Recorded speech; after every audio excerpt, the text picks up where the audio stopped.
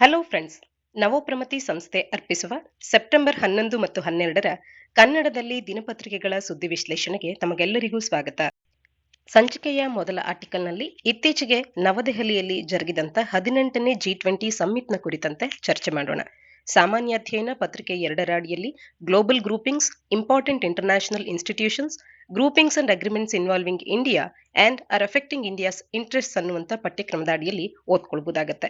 September 9 ಮತ್ತು 10ರಂದು ನವದೆಹಲಿಯಲ್ಲಿ G20ಯ 18ನೇ summit ಅನ್ನುವಂಥದ್ದು ನಡೆದಿದೆ. ಹಾಗೇನೆ ಇದೇ ಮೊದಲ ಬಾರಿಗೆ ಭಾರತವು G20ಯ ಒಂದು ಪ್ರೆಸಿಡೆನ್ಸಿ ಶಿಪ್ ಅನ್ನ ಪಡ್ಕೊಂಡು ಸಮ್ಮಿಟ್ ಅನ್ನ ಕಂಡಕ್ಟ್ ಕೂಡ ಮಾಡಿರ್ತಕ್ಕಂಥದ್ದು. The summit was the first time India hosted the G20 leaders summit ಅನ್ನುವಂಥದ್ದು ಗೊತ್ತಿರಲಿ. ಹಾಗಾದ್ರೆ ಈ ಸಮ್ಮಿತಿನ ಥೀಮ್ ಏನು ಅನ್ನುವಂಥದ್ದು ಬಹು ಮುಖ್ಯ ಆಗಬಹುದಾಗತ್ತೆ. ವಸುದೈವ ಕುಟುಂಬಕಂ ಅಥವಾ the world is one family ಅನ್ನುವಂಥ ಥೀಮ್ ಅನ್ನ ಹೊಂದಿರತಕ್ಕಂಥದ್ದು. ವಸುಧೈವ ಕುಟುಂಬಕಂ ಅನ್ನುವಂಥದ್ದು ಇದರ ಥೀಮ್ ಆಗಿತ್ತು ಅನ್ನುವಂಥದ್ದು ಗೊತ್ತಿರಲಿ. ಈ ಸಮ್ಮಿತಿನ ಥೀಮ್ ಏನು ಅಂದಾಗ ಕುಟುಂಬಕಂ. ಹಾಗೇನೆ G20 ಲೀಡರ್ಸ್ಗಳು ನವದೆಹಲಿ ಡಿಕ್ಲರೇಷನ್ ಅನ್ನ ಕೂಡ ಇಲ್ಲಿ ಯುನಾನಿಮಸ್ ಆಗಿ ಎಲ್ಲರೂ ಕೂಡ ಕನ್ಸೆನ್ಸಸ್ ಅನ್ನ ತೋರಿಸೋ ಮುಖಾಂತರ ಅಚೀವ್ ಮಾಡಲಾಗಿದೆ. ಇದು ಗ್ಲೋಬಲ್ ಇಶ್ಯೂಸ್ಗಳಾದಂಥ ಡೈವರ್ಸ್ ಗ್ಲೋಬಲ್ ಇಶ್ಯೂಸ್ಗಳನ್ನ ಅಡ್ರೆಸ್ ಮಾಡುವಂತ ಒಂದು ನವದೆಹಲಿಯ ಡಿಕ್ಲರೇಷನ್ ಅನ್ನ ನಾವಿಲ್ಲಿ ಕಾಣಬಹುದಾಗುತ್ತೆ. ರಷ್ಯಾ ಮತ್ತು ಉಕ್ರೇನ್ನ ನಡುವಿನ ಟೆನ್ಷನ್ಸ್ಗಳ ವಿಚಾರದಿಂದ ಹಿಡಿದು ಸುಸ್ಥಿರ ಅಭಿವೃದ್ಧಿಯವರೆಗೆ, ಆಹಾರ ಭದ್ರತೆಯವರೆಗೆ ಮತ್ತು ಗ್ಲೋಬಲ್ ಬಯೋಫ್ಯೂಯಲ್ ಅಲಯನ್ಸ್ ಅನ್ನ ಲಾಂಚ್ ಮಾಡುವವರೆಗೂ ಕೂಡ ಇಲ್ಲಿ G20ಯಲ್ಲಿ ಲೀಡರ್ಸ್ಗಳು ಎಲ್ಲ ವಿಚಾರಗಳನ್ನ ಚರ್ಚೆ ಮಾಡಲಾಗಿರ್ತಕ್ಕಂಥದ್ದು. ಹಾಗಾದ್ರೆ G20 ಸಮ್ಮಿತಿನ ಮೇಜರ್ ಔಟ್ಕಮ್ಸ್ ಏನಿದೆ ಅಂತ ನೋಡೋದಾದ್ರೆ, ಆಫ್ರಿಕನ್ ಯೂನಿಯನ್ ಅನ್ನ G20ಗೆ ಅಡ್ಮಿಟ್ ಮಾಡ್ಕೊಳ್ಳೋದ್ರ ಬಗ್ಗೆ, ಅಂದ್ರೆ ಇದಕ್ಕೆ ಮೆಂಬರ್ಶಿಪ್ ಅನ್ನ ನೀಡೋದ್ರ ಬಗ್ಗೆ ಇಲ್ಲಿ ಚರ್ಚೆ ಮಾಡಿರ್ತಕ್ಕಂಥದ್ದು. G20ಯ ಲೀಡರ್ಸ್ಗಳು ಅಗ್ರಿ ಮಾಡಿದ್ದಾರೆ ಆಫ್ರಿಕನ್ ಯೂನಿಯನ್ ಅನ್ನ ಒಂದು ಪರ್ಮನೆಂಟ್ ಮೆಂಬರ್ ಆಫ್ G20 ಆಗಿ ಅದನ್ನ ಕೂಡ ಸೇರ್ಪಡೆ ಮಾಡ್ಕೊಳ್ಳೋದಕ್ಕೆ. ಇದೊಂದು ಮೇಜರ್ ಸ್ಟೆಪ್ ಆಗುತ್ತೆ. ಡೆವಲಪಿಂಗ್ ಕಂಟ್ರೀಸ್ಗಳಿಗೆ ಈ ಒಂದು ಫೋರಂ ಅಲ್ಲಿ ಹೆಚ್ಚಿನ ರೆಪ್ರೆಸೆಂಟೇಷನ್ ಅನ್ನ ನೀಡಿದಂತಾಗತ್ತೆ. ಈ ರೀತಿಯ ಆಫ್ರಿಕನ್ ಯೂನಿಯನ್ ಅನ್ನ ಇನ್ಕ್ಲೂಡ್ ಮಾಡ್ಕೊಳ್ಳೋದ್ರ ಒಂದು ಇಂಪ್ಯಾಕ್ಟ್ ಏನು ಅಂತ ಅಂದ್ರೆ, ಆಫ್ರಿಕನ್ ಯೂನಿಯನ್ನಿನ ಸದಸ್ಯತ್ವ ಅನ್ನುವಂಥದ್ದು ಒಂದು ಆಪರ್ಚುನಿಟಿಯನ್ನ ನೀಡುತ್ತೆ. ಜಾಗತಿಕ ವ್ಯಾಪಾರ ವಹಿವಾಟು ಮತ್ತು ಜಾಗತಿಕ ಆರ್ಥಿಕತೆ ಮತ್ತು ಹೂಡಿಕೆಯ ವಿಚಾರದಲ್ಲಿ ಒಂದು ಗ್ರೇಟರ್ ವಾಯ್ಸ್ ಅನ್ನ ಗ್ಲೋಬಲ್ ಸೌತ್ಗೆ ವಿತ್ ಇನ್ ದ G20 ನೀಡಿದಂತೆ ಆಗತ್ತೆ. ಹಾಗೇನೆ ಆಫ್ರಿಕನ್ ಇಂಟ್ರೆಸ್ಟ್ ಅಂಡ್ ಪರ್ಸ್ಪೆಕ್ಟಿವ್ಸ್ ಗಳು ಕೂಡ ಇಲ್ಲಿ ಕೇಳಿಸಲ್ಪಡುವಂತೆ ಆಗುತ್ತೆ. G20ಯಲ್ಲಿ ಅವುಗಳನ್ನ ರೆಕಗ್ನೈಸ್ ಮಾಡದಂತೆ ಆಗತ್ತೆ. ಇನ್ನ ಹೊಸದಾಗಿ ಬಂದಿರತಕ್ಕಂಥ ಗ್ಲೋಬಲ್ ಬಯೋಫ್ಯೂಯಲ್ ಅಲಯನ್ಸ್ ಅಂತ ಅಲಯನ್ಸ್ ಏಂತಕ್ಕೆ ಗಮನ ಹರಿಸುತ್ತೆ ಅಂತ ನೋಡೋದಾದ್ರೆ, GBA ಅಥವಾ ಗ್ಲೋಬಲ್ ಬಯೋಫ್ಯೂಯಲ್ ಅಲಯನ್ಸ್ ಅನ್ನುವಂಥದ್ದು ಇದೊಂದು ಇಂಡಿಯಾ ಲೆಡ್ ಆಗಿರ್ತಕ್ಕಂಥ ಇನಿಷಿಯೇಟಿವ್, ಭಾರತ ಮುಖ್ಯಸ್ಥಿಕೆಯನ್ನು ವಹಿಸಿರ್ತಕ್ಕಂಥ ಒಂದು ಇನಿಷಿಯೇಟಿವ್ ಆಗಿದ್ದು, ಇಲ್ಲಿ ಸರ್ಕಾರಗಳು, ಅಂತಾರಾಷ್ಟ್ರೀಯ ಸಂಸ್ಥೆಗಳು ಮತ್ತು ಇಂಡಸ್ಟ್ರೀಸ್ ಎಲ್ಲರೂ ಕೂಡ ಕೈ ಜೋಡಿಸಿ ಬಯೋಫ್ಯೂಯಲ್ಸ್ ಗಳನ್ನ ಅಡಾಪ್ಟ್ ಮಾಡ್ಕೊಳ್ಳೋದ್ರ ಕಡೆಗೆ ಗಮನ ಹರಿಸಬೇಕಾಗತ್ತೆ. ಅದನ್ನ ಪ್ರಮೋಟ್ ಮಾಡುವಂಥದ್ದು ಇದರ ಮುಖ್ಯ ಉದ್ದೇಶ ಆಗತ್ತೆ. ಇದು ಬಯೋಫ್ಯೂಯಲ್ಸ್ ಗಳನ್ನ ಎನರ್ಜಿ ಟ್ರಾನ್ಸಿಷನ್ಗೆ ಹೆಚ್ಚಿನದಾಗಿ ಬಳಸುವಂತ ಒಂದು ಕೀ ಇನಿಷಿಯೇಟಿವ್ ಆಗುತ್ತೆ. ಹಾಗೇನೆ ಜಾಬ್ ಕ್ರಿಯೇಷನ್ ಮತ್ತು ಎಕನಾಮಿಕ್ ಗ್ರೋತ್ ಅನ್ನ ಕೂಡ ಇದರಿಂದ ಆಗುವಂತೆ ನೋಡ್ತಾ ಇರ್ತಕ್ಕಂಥದ್ದು. ಈಗ ಭಾರತದಲ್ಲಿ ಈಗಾಗಲೇ ಬಯೋಫ್ಯೂಯಲ್ಸ್ಗೆ ಸಂಬಂಧಪಟ್ಟಂತೆ ಇರ್ತಕ್ಕಂಥ PM ಜೀವನ್ ಯೋಜನಾ ಮತ್ತೆ ಸತತ್ ಅನ್ನುವಂತ ಯೋಜನೆ, ಗೋಬರ್ಧನ್ ಅನ್ನುವಂತ ಸ್ಕೀಮ್, PM ಜೀವನ್ ಯೋಜನಾ, ಸತತ್ ಮತ್ತು ಗೋಬರ್ಧನ್, ಸತತ್ ಗೋಬರ್ಧನ್, PM ಜೀವನ್ ಯೋಜನಾ, ಈ ಯೋಜನೆಗಳನ್ನ ಆಕ್ಸಲರೇಟ್ ಮಾಡದಂತಾಗತ್ತೆ. ಬಯೋಫ್ಯೂಯಲ್ಸ್ ಗಳ ವಿಚಾರದಲ್ಲಿ ಈಗಾಗಲೇ ಇವು ಭಾರತದಲ್ಲಿ ಇರ್ತಕ್ಕಂಥ ಯೋಜನೆಗಳಾಗಿದ್ದು, ಈ ಯೋಜನೆಗಳನ್ನ ಆಕ್ಸಲರೇಟ್ ಮಾಡದಂತೆ ಆಗತ್ತೆ. ಹಾಗೇನೆ ಫೌಂಡಿಂಗ್ ಮೆಂಬರ್ಸ್ಗಳು ಮತ್ತು ಇದರ ಫಾರ್ಮೇಶನ್ ನ ಕುರಿತಂತೆ ಈ ಅಲಯನ್ಸ್ ಅನ್ನುವಂಥದ್ದು, ಗ್ಲೋಬಲ್ ಬಯೋಫ್ಯೂಯಲ್ ಅಲಯನ್ಸ್ ಅನ್ನುವಂಥದ್ದು 9 ಇನಿಷಿಯೇಟಿಂಗ್ ಮೆಂಬರ್ಸ್ಗಳ ಮುಖಾಂತರವಾಗಿ ಪ್ರಾರಂಭ ಆಗ್ತಾ ಇದೆ.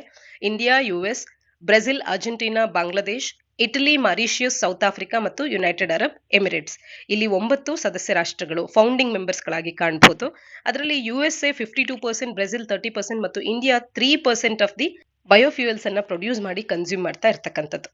85% of the share in the production ಅನ್ನ ಈ ರಾಷ್ಟ್ರಗಳೇ ಹೊಂದುತ್ತವೆ ಮತ್ತು 81% ಆಫ್ ಕನ್ಸಂಪ್ಷನ್ ಅನ್ನ ಎಥೆನಾಲ್ ನ ವಿಚಾರದಲ್ಲಿ ಈ ರಾಷ್ಟ್ರಗಳು ಹೊಂದಿರತಕ್ಕಂಥದ್ದು. ಈ ಒಂದು ಇನಿಷಿಯೇಟಿವ್ ನ ಫೌಂಡಿಂಗ್ ಮೆಂಬರ್ಸ್ ಯಾರ್ಯಾರು ಅಂದ್ರೆ ನಮಗೆ ತಿಳಿದು ಬಂತು.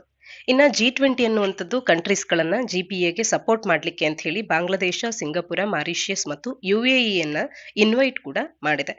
ನಾನ್ G20 ಕಂಟ್ರೀಸ್ ಗಳಾಗಿದ್ದು ಕೂಡ GBA ಅನ್ನ ಸಪೋರ್ಟ್ ಮಾಡ್ತಿರ್ತಕ್ಕಂಥವು ಅಂತ ಅಂದ್ರೆ Iceland, Kenya, Guyana, Paraguay, Seychelles, Sri Lanka, Uganda ಮತ್ತು ಫಿನ್ಲೆಂಡ್. ಈ ರಾಷ್ಟ್ರಗಳು G20ಯ ಭಾಗ ಆಗಿಲ್ಲ ಅಂದ್ರೂ ಕೂಡ ಈ GBA ಅಥವಾ ಗ್ಲೋಬಲ್ ಬಯೋಫ್ಯೂಯಲ್ ಅಲಯನ್ಸ್ ಅನ್ನುವಂತ ಇನಿಷಿಯೇಟಿವ್ ಅನ್ನ ಸಪೋರ್ಟ್ ಮಾಡ್ತಾ ಇರ್ತಕ್ಕಂಥದ್ದು. ಹಾಗೆ ಇಂಡಿಯಾ ಮಿಡ್ಲ್ ಈಸ್ಟ್ ಮತ್ತು ಯುರೋಪ್ ಎಕನಾಮಿಕ್ ಕಾರಿಡಾರ್ನ ವಿಚಾರದಲ್ಲಿ ಒಂದು ಎಂಒಯು ಅನ್ನ ಸಹಿ ಹಾಕಲಾಗಿರ್ತಕ್ಕಂಥದ್ದು ಭಾರತ ಸರ್ಕಾರ, US, Saudi Arabia, European union, UAE, France, Germany ಮತ್ತು ಇಟಲಿಯ ನಡುವೆ. ಇವೆಲ್ಲವೂ ಕೂಡ ಈ ಒಂದು ಎಂಒಯು ಅನ್ನ ಸಹಿ hockey India middle East Europe economic corridor ಅನ್ನ ಈಗ ತರೋದಕ್ಕೆ ಅಂತ ಹೇಳಿ ಅದಕ್ಕಾಗಿ ಒಂದು ಮೆಮೊರಂಡಮ್ ಆಫ್ ಅಂಡರ್ಸ್ಟ್ಯಾಂಡಿಂಗ್ ಅನ್ನ ಸಹಿ ಹಾಕಿದ್ದಾರೆ. ಇದು PGII ಅಂತ ಹೇಳಿ ಇರ್ತಕ್ಕಂಥ partnership for global infrastructure investment ಅಂತ ಹೇಳಿರ್ತಕ್ಕಂಥ ಒಂದು ಬ್ರಾಡರ್ ಇನಿಷಿಯೇಟಿವ್ ನ ಭಾಗವಾಗಿದೆ ಈ India middle East Europe economic corridor ಅನ್ನುವಂಥದ್ದು. PGII ಅನ್ನುವಂಥದ್ದು ಇನಿಷಿಯಲಿ G7 ಸಮ್ಮಿಟ್ ನ ಸಂದರ್ಭದಲ್ಲಿ ಯುಕೆಯಲ್ಲಿ ಜೂನ್ 2021ರಲ್ಲಿ ಇಂಟ್ರೊಡ್ಯೂಸ್ ಆದಂಥದ್ದು. PGII ನ ಮುಖ್ಯ ಉದ್ದೇಶ ಇನ್ಫ್ರಾಸ್ಟ್ರಕ್ಚರ್ ಪ್ರಾಜೆಕ್ಟ್ಸ್ ಗಳನ್ನ ಅಭಿವೃದ್ಧಿಶೀಲ ರಾಷ್ಟ್ರಗಳಲ್ಲಿ ಅವುಗಳಿಗೆ ಹಣಕಾಸಿನ ನೆರವನ್ನು ನೀಡುವಂಥದ್ದು ಇದರ ಮುಖ್ಯ ಉದ್ದೇಶ ಆಗುತ್ತೆ. ಪಬ್ಲಿಕ್ ಮತ್ತು ಪ್ರೈವೇಟ್ ಇನ್ವೆಸ್ಟ್ಮೆಂಟ್ಸ್ ಎರಡರ ಒಂದು ಕಾಂಬಿನೇಷನ್ ಆಗಿರುತ್ತೆ ಈ partnership for global infrastructure investment ಅನ್ನುವಂಥದ್ದು. ಇನ್ನು IMEC India middle East European economic corridor ಅನ್ನುವಂಥದ್ದು ಒಂದು ಮಹತ್ವದ ಇನ್ಫ್ರಾಸ್ಟ್ರಕ್ಚರ್ ಪ್ರಾಜೆಕ್ಟ್ ಆಗಿದ್ದು ಭಾರತ, ಮಿಡಲ್ ಈಸ್ಟ್ ಮತ್ತು ಯುರೋಪ್ ಅನ್ನ ಕನೆಕ್ಟ್ ಮಾಡುತ್ತೆ. ಹಾಗೇನೆ ಒಂದು ನೆಟ್ವರ್ಕ್ ಆಫ್ ಟ್ರಾನ್ಸ್ಪೋರ್ಟ್ ಕಾರಿಡಾರ್ಸ್ ಗಳನ್ನ ಇದು ಎಸ್ಟಾಬ್ಲಿಷ್ ಮಾಡುವಂತ ಗುರಿಯನ್ನ ಹೊಂದಿದೆ. ರೈಲ್ವೆ ಮತ್ತು ಸಿ ಲೇನ್ಸ್ ಗಳನ್ನ ಕೂಡ ಇಲ್ಲಿಂದ ನಾವು ನಿರೀಕ್ಷೆ ಮಾಡಬಹುದಾಗುತ್ತೆ. IMEC ಅನ್ನುವಂಥದ್ದು ಚೈನಾದ ಬೆಲ್ಟ್ ಅಂಡ್ ರೋಡ್ ಇನಿಷಿಯೇಟಿವ್ಗೆ ಒಂದು ರೆಸ್ಪಾನ್ಸ್ ಆಗಿ ಬರ್ತಿರ್ತಕ್ಕಂಥ ಮತ್ತೊಂದು ಇನಿಷಿಯೇಟಿವ್ ನ ರೂಪದಲ್ಲಿ ನಾವು ಕಾಣಬಹುದಾಗುತ್ತೆ. ಆಲ್ಟರ್ನೇಟಿವ್ ಇನ್ಫ್ರಾಸ್ಟ್ರಕ್ಚರ್ ನೆಟ್ವರ್ಕ್ ಅನ್ನ ಇದು ಪ್ರೊವೈಡ್ ಮಾಡುತ್ತೆ. ಇನ್ನ G20 global partnership for financial inclusion document ಅನ್ನುವಂತ ಒಂದು ಡಾಕ್ಯುಮೆಂಟ್ ಅನ್ನ ಕೂಡ ಈಗ ವರ್ಲ್ಡ್ ಬ್ಯಾಂಕ್ ಅನ್ನುವಂಥದ್ದು ಪ್ರಿಪೇರ್ ಮಾಡಿದೆ. ಇದನ್ನ ಟ್ರಾನ್ಸ್ಫಾರ್ಮೇಟಿವ್ ಆಗಿ ಇಂಡಿಯಾದ ಡಿಜಿಟಲ್ ಪಬ್ಲಿಕ್ ಇನ್ಫ್ರಾಸ್ಟ್ರಕ್ಚರಿನ ಮೇಲೆ ಟ್ರಾನ್ಸ್ಫಾರ್ಮೇಟಿವ್ ಇಂಪ್ಯಾಕ್ಟ್ ಏನು ಆಗಿದೆ ಇದನ್ನ ವರ್ಲ್ಡ್ ಬ್ಯಾಂಕ್ ಅನ್ನುವಂಥದ್ದು ಈ ಒಂದು ಡಾಕ್ಯುಮೆಂಟ್ ಅಲ್ಲಿ ಅಪ್ಲೋಡ್ ಕೂಡ ಮಾಡ್ತಾ ಇರತಕ್ಕಂಥದ್ದು. ಕಳೆದೊಂದು ದಶಕದಲ್ಲಿ ಭಾರತ ಸರ್ಕಾರದ ಅಡಿಯಲ್ಲಿ ಡಿಜಿಟಲ್ ಪಬ್ಲಿಕ್ ಇನ್ಫ್ರಾಸ್ಟ್ರಕ್ಚರ್ ನಲ್ಲಿ ಆಗಿರ್ತಕ್ಕಂಥ ಟ್ರಾನ್ಸ್ಫಾರ್ಮೇಟಿವ್ ಆದಂತ ಬದಲಾವಣೆಯನ್ನ ಫಿನಾನ್ಷಿಯಲ್ ಇನ್ಕ್ಲೂಷನ್ ಡಾಕ್ಯುಮೆಂಟ್ ಅನ್ನ ವರ್ಲ್ಡ್ ಬ್ಯಾಂಕ್ ಏನು ಹೊರತಂದಿದೆ ಇಲ್ಲಿ ಅಪ್ಲೋಡ್ ಕೂಡ ಮಾಡಲಾಗ್ತಾ ಇರ್ತಕ್ಕಂಥದ್ದು. ರ್ಯಾಪಿಡ್ ಆಗಿ ಫಿನಾನ್ಷಿಯಲ್ ಇನ್ಕ್ಲೂಷನ್ ಅನ್ನ ಭಾರತ ಮಾಡಿದೆ.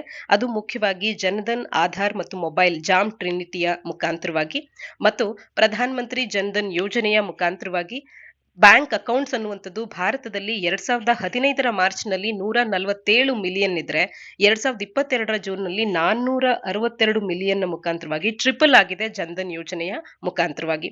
ಒಮ್ಮೆನೂ ಕೂಡ ಇವತ್ತು ಜನಧನ್ ಯೋಜನೆಯ ಅಡಿಯಲ್ಲಾಗಿರ್ತಕ್ಕಂಥ 260 ಮಿಲಿಯನ್ಗೂ ಹೆಚ್ಚಿನ ಬ್ಯಾಂಕ್ ಅಕೌಂಟ್ಸ್ ಗಳಲ್ಲಿ 56% ಅಷ್ಟು ಬ್ಯಾಂಕ್ ಅಕೌಂಟ್ಸ್ ಅನ್ನ ಒಮ್ಮೆನೆ ಹೊಂದಿರತಕ್ಕಂಥದ್ದು ಈ ಯೋಜನೆಯ ಯಶಸ್ವಿಗೆ ಒಂದು ಉದಾಹರಣೆ ಆಗುತ್ತೆ. ಗವರ್ಮೆಂಟ್ ಟು ಪರ್ಸನ್ ಪೇಮೆಂಟ್ಸ್ ಆಗಬಹುದು, ಯೂನಿಫೈಡ್ ಪೇಮೆಂಟ್ ಇಂಟರ್ಫೇಸ್ UPI ನಲ್ಲಿ ಸಾಕಷ್ಟು ಡಾಮಿನೆನ್ಸ್ ಅನ್ನ ಭಾರತ ಪಡ್ಕೊಳ್ತಿರುವಂತದ್ದಾಗಬಹುದು. ಪ್ರೈವೇಟ್ ಸೆಕ್ಟರ್ ಕೂಡ ಎಫಿಷಿಯಂಟ್ ಆಗಿ ಫಿನಾನ್ಸ್ ಸೆಕ್ಟರ್ ನಲ್ಲಿ ಇವತ್ತು ಮುಂದೆ ಬರ್ತಾ ಇರ್ತಕ್ಕಂಥದ್ದು. DPI ಅನ್ನುವಂಥದ್ದು ಡಿಜಿಟಲ್ ಪಬ್ಲಿಕ್ ಇನ್ಫ್ರಾಸ್ಟ್ರಕ್ಚರ್ ಅನ್ನುವಂಥದ್ದು ಪ್ರೈವೇಟ್ ಆರ್ಗನೈಸೇಷನ್ಸ್ ಗಳಲ್ಲಿ ಕೂಡ ಸ್ಟ್ರೀಮ್ಲೈನ್ ಆಗಿರ್ತಕ್ಕಂಥದ್ದಾಗಬಹುದು.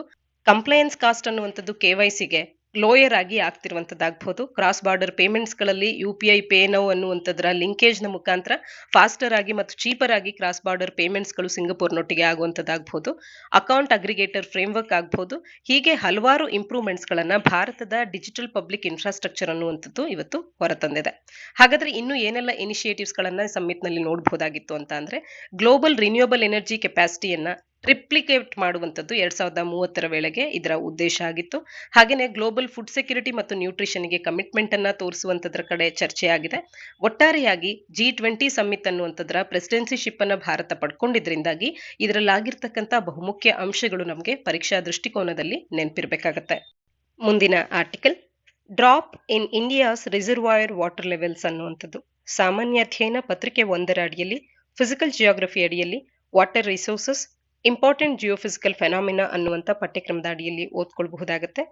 ಭಾರತದಲ್ಲಿ ಹೆವಿಲಿ ಮಾನ್ಸೂನ್ ರೈನ್ಸ್ಗಳ ಮೇಲೆ ಭಾರತ ಡಿಪೆಂಡ್ ಆಗಿರ್ತಕ್ಕಂಥದ್ದು. ಭಾರತದ ಬೆಳೆಗಳು ಕೂಡ ನಾವು ಹೆಚ್ಚಿನದಾಗಿ ಮಳೆ ಆಧಾರಿತ ಬೆಳೆಗಳನ್ನ ಬೆಳಿತೇವೆ.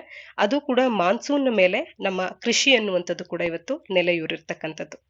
ಇವತ್ತು ಆಗಸ್ಟ್ 2023 ಅನ್ಪ್ರೆಸಿಡೆಂಟೆಡ್ ರೈನ್ಫಾಲ್ ಡೆಫಿಸಿಟ್ ಅನ್ನುವಂಥದ್ದನ್ನ ಈಗ ನಾವು ಕಾಣಬಹುದಾಗಿದೆ. ಅಂದ್ರೆ ಜೂನ್, ಜುಲೈ, ಆಗಸ್ಟ್ಗೆ ಎಷ್ಟು ಮಳೆ ಆಗ್ಬೇಕಾಗಿತ್ತೋ ಅಷ್ಟು ಮಳೆಯಲ್ಲಿ ನಮ್ಗೆ ಇವತ್ತು ಡೆಫಿಸಿಟ್ ಅನ್ನುವಂಥದ್ದು ಕಾಣ ಸಿಕ್ಕಿರೋದ್ರಿಂದ ಎಲ್ಲೆಡೆಯಲ್ಲಿಯೂ ಬರಗಾಲವನ್ನ ಅನೌನ್ಸ್ ಮಾಡುವಂತ ದಿಸೆಯಲ್ಲಿ ನಾವು ಇದ್ದೇವೆ. ಕರ್ನಾಟಕದಲ್ಲೂ ಕೂಡ ಕೆಲವು ತಾಲೂಕುಗಳಲ್ಲಿ ಈಗಾಗಲೇ ಬರಗಾಲವನ್ನ ಅನೌನ್ಸ್ ಮಾಡಿರ್ತಕ್ಕಂಥದ್ದು. ಇದೆಲ್ಲದರ ಹಿನ್ನೆಲೆಯಲ್ಲಿ ನಮ್ಗೆ ಏನ್ ಅರ್ಥ ಆಗ್ಬೇಕಾಗತ್ತೆ ಅಂತ ಅಂದ್ರೆ ಭಾರತದ ಬಹುಮುಖ್ಯವಾದಂತ ರಿಸರ್ವಾಯರ್ಸ್ ಗಳಲ್ಲಿನ ನೀರಿನ ಮಟ್ಟ ಅನ್ನುವಂಥದ್ದು ಕುಸಿತವನ್ನ ಕಂಡಿದೆ, ಶಾರ್ಪ್ ಡಿಕ್ಲೈನ್ ಅನ್ನ ಕಂಡಿದೆ ಅನ್ನುವಂಥದ್ದು ನಮ್ಗೆ ಅರ್ಥ ಆಗ್ಬೇಕಾಗತ್ತೆ. ಇದರಿಂದಾಗಿ ವಾಟರ್ ಸಪ್ಲೈ ಅನ್ನುವಂಥದ್ದು ಈ ಒಂದು ವರ್ಷದಲ್ಲಿ ಹೌಸ್ ಹೋಲ್ಡ್ಸ್ಗಳಿಗೆ ಯಾವ ರೀತಿ ಆಗುತ್ತೆ ಅಥವಾ ಇಂಡಸ್ಟ್ರೀಸ್ಗಳಿಗಾಗಬಹುದು ಅಥವಾ ಪವರ್ ಜನರೇಷನ್ಗಾಗಬಹುದು ವಾಟರ್ ಸಪ್ಲೈ ಅನ್ನುವಂಥದ್ದು ತೊಡಕಾಗುತ್ತೆ ಅನ್ನುವಂಥದ್ದನ್ನ ಆರ್ಟಿಕಲ್ ನಮಗೆ ತಿಳಿಸುತ್ತೆ. ಆಗಸ್ಟ್ ಒಂದು ಟಿಪಿಕಲ್ ಮಂತ್ ಆಗಿದ್ದು ಇಂಡಿಯಾದ ರಿಸರ್ವಾಯರ್ಸ್ಗಳು ಇಲ್ಲಿ ವಾಟರ್ ಸ್ಟೋರೇಜ್ ಲೆವೆಲ್ಸ್ಗಳಲ್ಲಿ ಸಿಗ್ನಿಫಿಕೆಂಟ್ ಆದಂತ ಇನ್ಕ್ರೀಸ್ ಅನ್ನ ಕಾಣ್ತಿದ್ದಂತ ಒಂದು ಮಂತ್ ಆಗಿತ್ತು. ಆದ್ರೆ ಆಗಸ್ಟ್ 2023 ಇದಕ್ಕೆ ಎಕ್ಸೆಪ್ಷನ್ ಆಗಿದೆ ಅಂತಾನೆ ಕರಿಬಹುದು. ಯಾಕೆಂದ್ರೆ ಡ್ರೈಯೆಸ್ಟ್ ಆಗಸ್ಟ್ ಅಂತ ಕರೆಸ್ಕೊಳ್ತಾ ಇದೆ. 120 ವರ್ಷಗಳಲ್ಲಿ ಇದು ಡ್ರೈಯೆಸ್ಟ್ ಆಗಸ್ಟ್ ಅಂತ ಕರೆಸ್ಕೊಳ್ತಾ ಇದೆ. ಎಕ್ಸ್ಪೆಕ್ಟ್ ಮಾಡಿದಂಥದ್ದು 255 ಮಿಲಿಮೀಟರಿನ ಮಳೆ ಆಗಿದ್ರೆ ಈಗ ನಾವು ರಿಸೀವ್ ಮಾಡ್ಕೊಂಡಿರ್ತಕ್ಕಂಥದ್ದು ಕೇವಲ 162 ಮಿಲಿಮೀಟರ್ನಷ್ಟು. ಅಂದ್ರೆ 36% ಮಳೆಯ ಕೊರತೆ ಅನ್ನುವಂಥದ್ದು ಇಲ್ಲಿ ಕಾಣಸಿಗ್ತಾ ಇರ್ತಕ್ಕಂಥದ್ದು.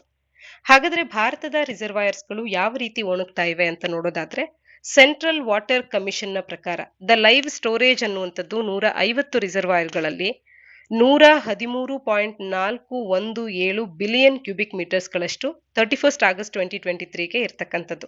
ಒಟ್ಟಾರೆ ನಮ್ಮ ಟೋಟಲ್ ಲೈವ್ ಸ್ಟೋರೇಜ್ ಕೆಪಾಸಿಟಿ ಏನಿದೆ ಇಂಡಿಯಾದ ರಿಸರ್ವಾಯರ್ಸ್ಗಳು ಆ ಕೆಪಾಸಿಟಿಯ 63% ಮಾತ್ರ ಈಗ ಫಿಲ್ ಆಗಿರ್ತಕ್ಕಂಥದ್ದು. 2022ಕ್ಕೆ ಕಂಪೇರ್ ಮಾಡಿದ್ರೆ 23% ಕಡಿಮೆ ಫಿಲ್ ಆಗಿವೆ ರಿಸರ್ವಾಯರ್ಸ್ಗಳ ಲೈವ್ ಸ್ಟೋರೇಜ್ ಕೆಪಾಸಿಟಿ ಅನ್ನುವಂಥದ್ದು. ಹಾಗೆ ಕಳೆದ 10 ವರ್ಷಗಳ ಆವರೇಜ್ ಅನ್ನು ನೋಡಿದ್ರೆ 10% ಕುಸಿತವನ್ನ ಕೂಡ ಈ ಬಾರಿ ನಾವು ಕಾಣಬಹುದಾಗಿದೆ. ಈ ರೀತಿ ರಿಸರ್ವಾಯರ್ಸ್ಗಳಲ್ಲಿ ಸ್ಟೋರೇಜ್ ಅನ್ನುವಂಥದ್ದು ಸಾಕಷ್ಟು ಕುಸಿತ ಆಗಿದೆ. ಆಗಸ್ಟ್ ನಷ್ಟೊತ್ತಿಗೆ ಮಳೆ ಹೆಚ್ಚಾಗಿ ಬರಬೇಕಾಗಿತ್ತು. 255 ಮಿಲಿಮೀಟರ್ಸ್ ಗಳಷ್ಟು ಮಳೆಯನ್ನ ನಿರೀಕ್ಷೆ ಮಾಡಿದ್ವಿ, ಅದು ಕೇವಲ 162 ಮಿಲಿಮೀಟರ್ ಆಗಿದೆ. ಒಟ್ಟಾರೆ ಮಾನ್ಸೂನ್ ಮಳೆಯಲ್ಲಿ ಡಿಫಿಷಿಯನ್ಸಿ ಆಗಿರೋದ್ರಿಂದಾಗಿ ರಿಸರ್ವಾಯರ್ಸ್ಗಳ ನೀರಿನ ಮಟ್ಟ ಅನ್ನುವಂಥದ್ದು ಶಾರ್ಪ್ ಡಿಕ್ಲೈನ್ ಅನ್ನ ಕಂಡಿರ್ತಕ್ಕಂಥದ್ದು. ಈ ಬಾರಿಯ ಆಗಸ್ಟ್ ಕಳೆದ 120 ವರ್ಷಗಳಲ್ಲೇ ಡ್ರೈಯೆಸ್ಟ್ ಆಗಸ್ಟ್ ಅಂತ ಹೇಳಿ ಗುರುತಿಸ್ಕೊಳ್ತಾ ಇದೆ. ದ ಈಸ್ಟರ್ನ್ ರೀಜನ್ ಅನ್ನ ನೋಡಿದ್ರೆ ನಾರ್ಮಲ್ ರೈನ್ಫಾಲ್ ಅನ್ನ ರಿಸೀವ್ ಮಾಡಿದೆ. ಹೈಯೆಸ್ಟ್ ಸ್ಟೋರೇಜ್ ಲೆವೆಲ್ಸ್ ಗಳನ್ನ ನಾವಿಲ್ಲಿ ಕಾಣಬಹುದು. ಕಂಬೈನ್ಡ್ ಕೆಪಾಸಿಟಿಯಲ್ಲಿ 82% ಸ್ಟೋರೇಜ್ ಕೆಪಾಸಿಟಿಯನ್ನ ಹೊಂದಿದೆ. ಇನ್ನು ಕೆಲವಷ್ಟು ರಿವರ್ ಬೇಸಿನ್ಸ್ಗಳು ಹೈಲಿ ಡೆಫಿಷಿಯಂಟ್ ಆಗಿ ಕಾಣಿಸ್ಕೊಳ್ತಿದ್ದಾವೆ.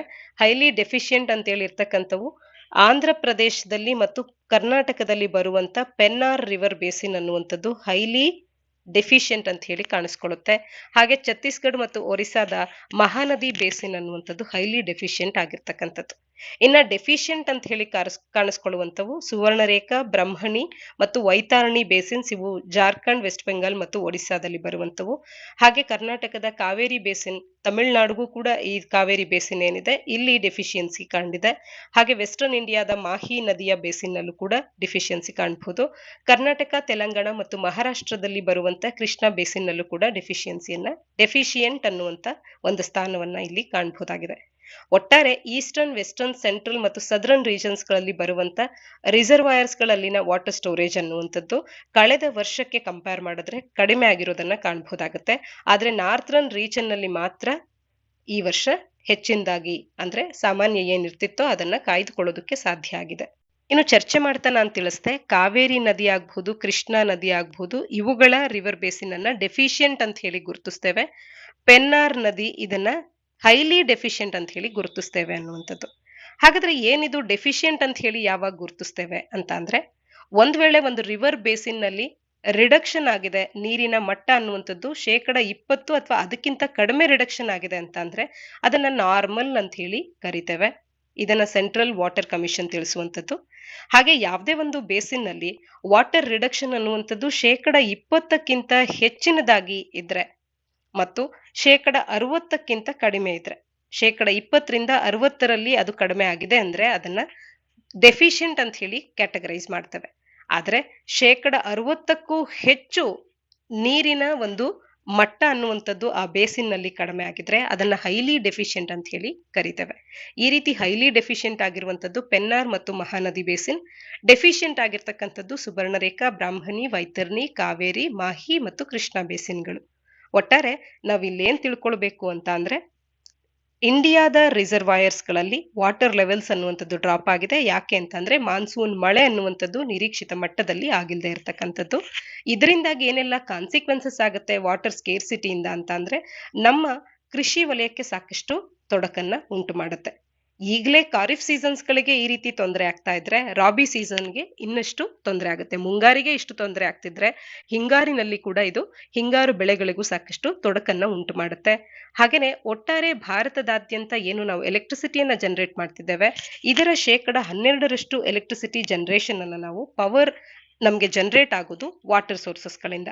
ದ ರಿಸರ್ವಾಯರ್ ಅನ್ನುವಂಥದ್ದು ವಾಟರ್ ಅನ್ನ ಸಪ್ಲೈ ಮಾಡುತ್ತೆ ಹೈಡ್ರೋ ಪವರ್ ಜನರೇಷನ್ಗೆ. ಹೈಡ್ರೋ ಪವರ್ ಜನರೇಷನ್ ಅನ್ನುವಂಥದ್ದು ಇಂಡಿಯಾದ ಟೋಟಲ್ ಜನರೇಷನಿನ 12% ಅನ್ನ ಇದು ಕಾಂಟ್ರಿಬ್ಯೂಟ್ ಮಾಡುತ್ತೆ.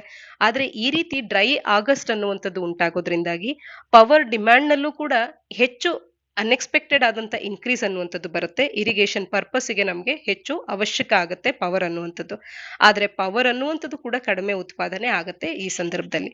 ಇನ್ನ ಎನ್ವಿರಾನ್ಮೆಂಟ್ಗೂ ಕೂಡ ನಮಗೆ ಏನು ರಿಸರ್ವಾಯರ್ಸ್ಗಳು ಬಯೋಡೈವರ್ಸಿಟಿಯನ್ನು ಸಪೋರ್ಟ್ ಮಾಡೋದಕ್ಕೆ, ಎಕೋಸಿಸ್ಟಮ್ ಸರ್ವಿಸಸ್ ಗಳನ್ನ ನೀಡೋದಕ್ಕೆ, ಫ್ಲಡ್ ಕಂಟ್ರೋಲ್ಗೆ, ಗ್ರೌಂಡ್ ವಾಟರ್ ರೀಚಾರ್ಜ್ಗೆ, ಫಿಶರೀಸ್ ಮತ್ತು ರಿಕ್ರಿಯೇಷನ್ಗೆ ಏನೆಲ್ಲದಕ್ಕೂ ಕೂಡ ಬೇಕಾಗ್ತಿತ್ತೋ ಅಷ್ಟರ ಹಂತದಲ್ಲಿ ಇವತ್ತು ವಾಟರ್ ಲೆವೆಲ್ಸ್ ಇಲ್ಲ ಅಂತ ಅಂದ್ರೆ ಇದು ನಿಸರ್ಗದ ಮೇಲೆ, ನಮ್ಮ ಪರಿಸರದ ಮೇಲೆ ಕೂಡ ನೆಗೆಟಿವ್ ಇಂಪ್ಯಾಕ್ಟ್ ಅನ್ನ ಉಂಟು ಮಾಡುತ್ತೆ.